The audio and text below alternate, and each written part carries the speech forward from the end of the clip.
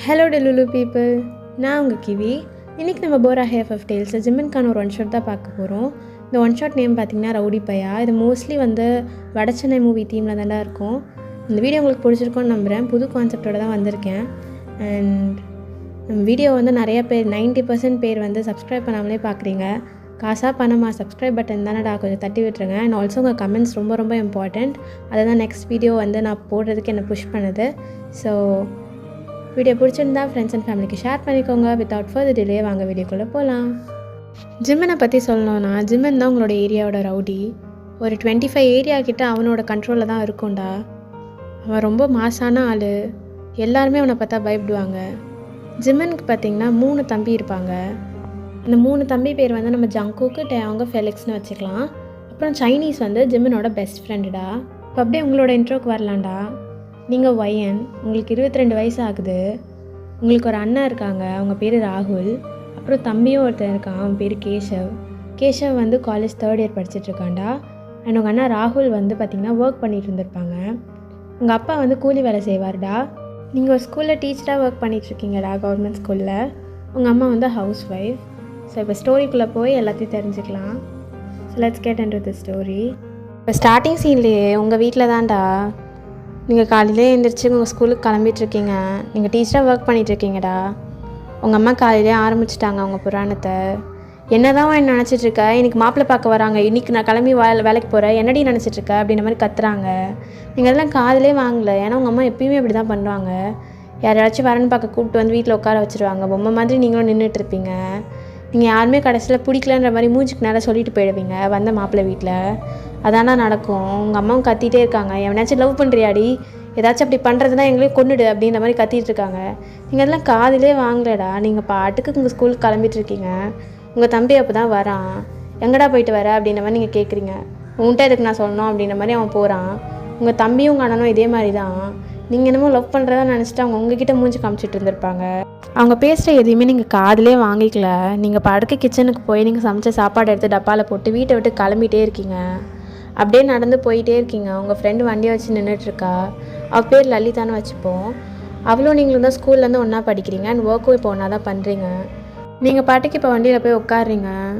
அவளுக்கு தெரியும் எப்பயும் இதான் நடக்கும்னு.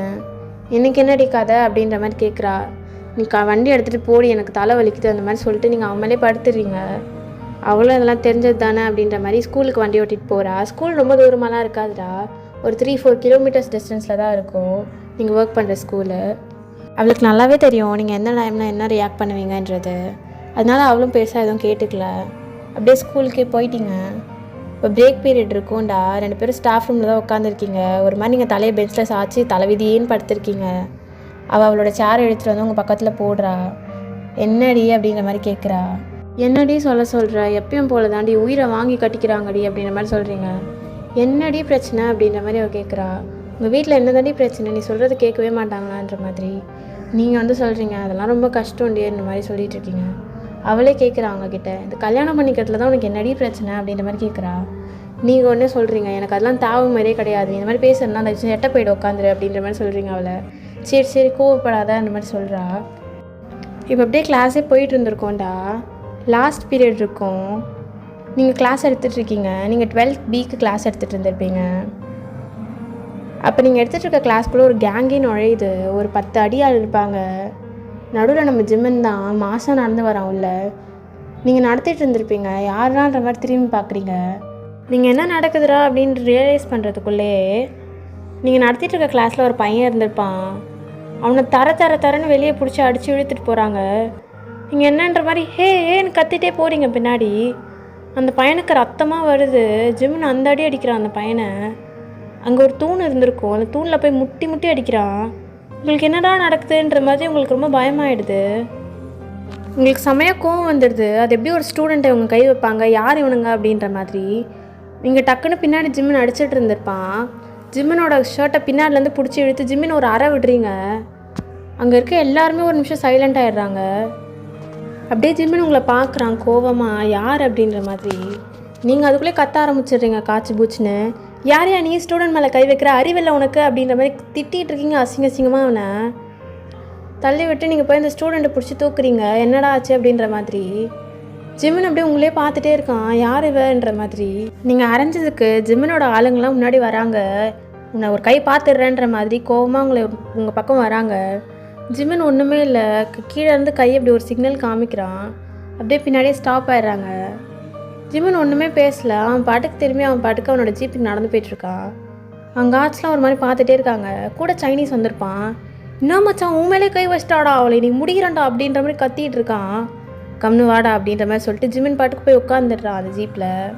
மச்சான் உனக்கு கோவம் இல்லை, ஒரு பொம்பளை பொண்ணு ஒன்று அச்சிச்சிரா, சொரணம் இல்லையாடா உனக்கு அப்படின்ற மாதிரி, எங்கடா போச்சு உனக்கு அப்படின்ற மாதிரி கத்திட்டு இருக்கான் சைனீஸு.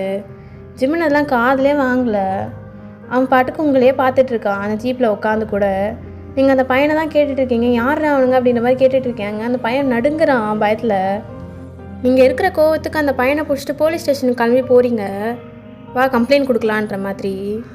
ஜிம்மன் உங்களே நின்று பார்த்துட்டே இருக்கான் அந்த ஜீப்பில் உட்காந்துக்கிட்டு. அப்படியே ஒரு மாதிரி சிரிச்சுட்டே பார்த்துட்ருக்கான் ஸ்மோக்கோட. சைனீஸ் கேட்குறான், டே அவள் போலீஸ் ஸ்டேஷனுக்கு போகிறாடா அப்படின்ற மாதிரி சொல்கிறான். அவங்க காட்ஸ்லாம் சிரிக்கிறாங்க. ஏன்னா எல்லாருக்குமே தெரியும் ஜிம்மனை போய் போலீஸ் ஸ்டேஷனுக்கு கம்ப்ளைண்ட் கொடுத்தா யாருமே அவனை எதுவும் பண்ண முடியாது அப்படின்றது. ஜிம்மன் ஒன்றுமே இல்லை, சைனீஸை பார்த்து சிரிச்சுட்டே சொல்கிறான், அவள் யாருன்னு கண்டுபிடுறா அப்படின்ற மாதிரி. சைனீஸ் ஒரு மாதிரி பார்க்குறான், என்ன மச்சான் காதோலா அப்படின்ற மாதிரி. சீக் கண்டுபிடி அப்படின்ற மாதிரி சொல்லிட்டு போயிடுறான் ஜிம்மனு. நீங்கள் தான் போலீஸ் ஸ்டேஷனுக்கு போகிறீங்க கம்ப்ளைண்ட் எழுதி கொடுக்க. அங்கே இருக்க ஏட்டு சொல்கிறாரு, என்னம்மா என்ன பிரச்சனை அப்படின்ற மாதிரி கேட்குறாரு. இந்த மாதிரி ஒருத்தவங்க வந்து இந்த ஸ்டூடெண்ட் வந்து அடிச்சுட்டு போயிட்டாங்க, அந்த மாதிரி நீங்கள் கத்திட்டு இருக்கீங்க காய்ச்சி பூச்சி, நீங்கள் எவனே தெரில அப்படின்ற மாதிரி. அவங்க எல்லாருக்கும் ஆல்ரெடி கெஸ் பண்ணிட்டாங்க அது ஜிம்மனாக தான் இருக்கும்னு. அவங்கக்கிட்ட சொல்கிறாங்க, ஜிம்மன் தம்பியாம்மா அதெல்லாம் கேஸ்லாம் எடுக்க முடியாமதுமா அப்படின்ற மாதிரி சொல்கிறாங்க. நீங்கள் எவனாக இருந்தால் எனக்கு தெரியாதுடா, நீங்கள் கேஸை எடுத்தே ஆகணும் அப்படின்ற மாதிரி அவங்ககிட்ட காய்ச்சி பூச்சின்னு கத்துறீங்க. அவங்க எவ்வளோ சொல்கிறாங்க எடுக்க முடியாதுமா அப்படின்ற மாதிரி. இப்போ அந்த ஏட்டுக்கு ஒரு கால் வருது, அவரும் எடுக்கிறாரு. அவர் ஒரு ஓகே சார் ஓகே சார் அப்படின்ற மாதிரி ஃபோனை வைக்கிறாரு. அது வேறு யாரும் இல்லைடா, நம்ம ஜிம்மன் தான், கேஸ் எடு அப்படின்ற மாதிரி ஃபோனில் சொல்லியிருப்பான். நீங்களும் கேஸ் கொடுக்குறீங்க, அவங்களும் எடுத்துக்கிறாங்க. நீங்கள் என்ன நினச்சிக்கிங்கன்னா நீங்கள் கத்தின கத்தில் தான் அவங்க எடுத்துக்கிட்டாங்கன்னு ஒரு மாதிரி பெருமையாக நின்றுட்டுருக்கீங்க. நீங்கள் கேஸ் கொடுத்துருக்கீங்கடா, அதனால் உங்கள் வீட்டுக்கு எப்படியும் கேஸ் நோட்டீஸ் வருது, ஏட்டு தான் எடுத்துகிட்டு வராரு. அதை வாங்கிறது நம்ம தேங்கும் ஃபெலிக்ஸ் சொன்னான். பார்த்தோன்னே கத்துறானுங்க. ஒத்தா எங்கள் அண்ணன் மேலேயே அவட கேஸ் கொடுக்கறது அப்படின்ற மாதிரி. நீ இதை எடுத்துக்கிட்டு வீட்டு பக்கம் வரியா அப்படின்னு ஏட்ட வர 2 அடி அடிக்கிறானுங்க. இந்த சத்தம்லாம் கேட்டுட்டு அவங்க வரான். சாரிடா ஜிம்மன் வரான். என்னடா அப்படின்ற மாதிரி கேட்குறான். என்னண்ணா நடக்குதுங்க, யாருண்ணா அது அப்படி இப்படின்னு கத்தின்னு இருக்கானுங்க.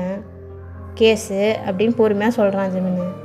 நான் கேஸ் தான்ண்ணா, உன் மேலே கொடுத்துருக்காங்கண்ணா அப்படின்ற மாதிரி கத்திட்டு இருக்காங்க. இன்றைக்கி இந்த போலீஸ் ஸ்டேஷனே 2 உடைய போகுது அப்படி இப்படியெல்லாம் கத்திட்டு இருக்கான் சைனீஸ் வேறு. ஜிம்மன் பாட்டுக்கு பொறுமையாக, நான் தான் கொடுக்க சொன்னேன், இப்போ நான் சரண்டர் ஆக போகிறேன், என்னடா பண்ண போகிறீங்க அப்படின்ற மாதிரி பொறுமையாக கேட்குறான். இவங்களுக்குலாம் என்னடா ஆச்சு நம்ம அண்ணனுக்கு அப்படின்ற மாதிரி பார்க்குறானுங்க. எல்லாம் சைனீஸ் கிட்ட தான் கேட்குறாங்க, என்னென்ன ஆச்சு அப்படின்ற மாதிரி சைனீஸ் கிட்ட கேட்குறாங்க. சைனீஸ் பாட்டுக்கு சிரிச்சுக்கிட்டே, ஒன்றும் இல்லைடா அவங்க அண்ணன் காதோல் பண்ணுறான் அப்படின்ற மாதிரி பார்க்குறான். இவனுங்க 2 பேரும் ஒரு மாதிரி ஐயெல்லாம் வைடாயி என்ன சொல்கிறீங்க அப்படின்ற மாதிரி ஜிம்மனை பார்க்குறாங்க. ஜிம்மன் ஒரு முறை தான் முறைக்கிறான். 3 பேரும் கீழே குனிஞ்சிக்கிறானுங்க. இப்போ ஜிம்மனு அவன் எல்லா காட்ஸுமே சேர்ந்து போலீஸ் ஸ்டேஷனுக்கு தான் வராங்க. ஹோல் போலீஸ் ஸ்டேஷனே ஏந்திரிச்சு நிற்குது. எல்லாருக்கும் அவ்வளோ பயம். நீங்கள் பாட்டுக்கு நின்றுட்டுருக்கீங்க உள்ளே மறைச்சிக்கிட்டு. பக்கத்தில் அந்த பையன் இருக்கான். ஜிம்மன் உள்ளே வர்றதை பார்த்தோடனே உங்கள் பக்கத்தில் இருக்க அந்த ஸ்கூல் பையன் அவன் பாட்டுக்கு கத்த ஆரம்பிச்சிடான். வேணாக்கா கேஸ்லாம் வேணாக்கா அப்படின்ற மாதிரி நடுங்குறான். நீங்கள் பாட்டுக்கு நில்றா, இவனெல்லாம் போலீஸில் தான் பிடிச்சி கொடுக்கணும் அப்படின்ற மாதிரி ஜிம்மனை பார்க்குறீங்க. ஜிம்மன் வந்து உங்கள் பக்கத்தில் நிற்கிறான் ஒரு மாதிரி தென்னாவட்டா. ஜிம்மன் உங்களே தான் அப்படி ஒரு மாதிரி சிரிச்சுக்கிட்டு ஒரு மாதிரி ஸ்மர்க் கூட பார்க்குறான் மேலேருந்து கீழே இருக்கும். யார் நீ அப்படின்ற மாதிரி கேட்குறான்.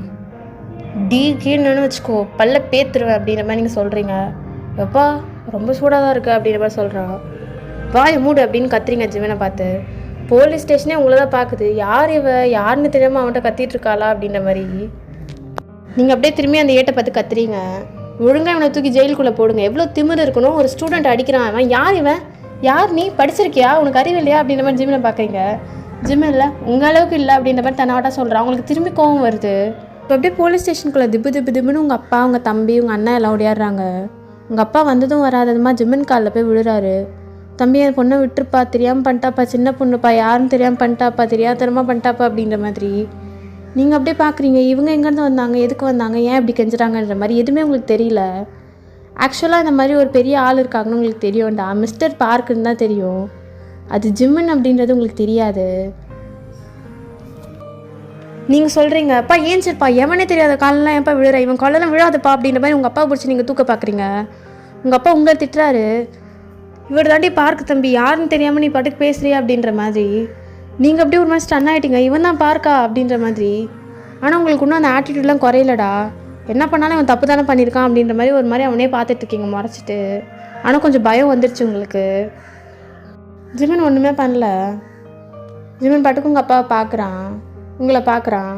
அவன் இப்போ ஒரு மாதிரி சீன் போட ஸ்டார்ட் பண்ணிட்டான். ஒரு மாதிரி சேரில் உட்காடுறான். அவங்க அப்பா அவன் காலிலே தான் விழுந்திருக்காரு, அதெல்லாம் அவன் கண்டுக்கவே இல்லை. அவன் பாட்டுக்கு சேரில் கால் மேலே கால் போட்டு உங்கள் முன்னாடி உட்காடுறான். நீங்கள் அவனே பார்த்து முறைன்னு முறைக்கிறீங்க. உங்கள் அப்பா உங்கள் தலையை கீழே குனிய வைக்கிறாரு, கீழே பாரு அப்படின்ற மாதிரி, முறைக்காதன்ற மாதிரி. நீங்கள் அப்படியே ஒரு மாதிரி முறைச்சிட்டே பார்த்துட்ருக்கீங்க ஜிம்மனை. உங்கள் அப்பா ஜிம்மன் கிட்டே சொல்கிறாரு, தம்பி மன்னிச்சிருப்பா அப்படின்ற மாதிரி.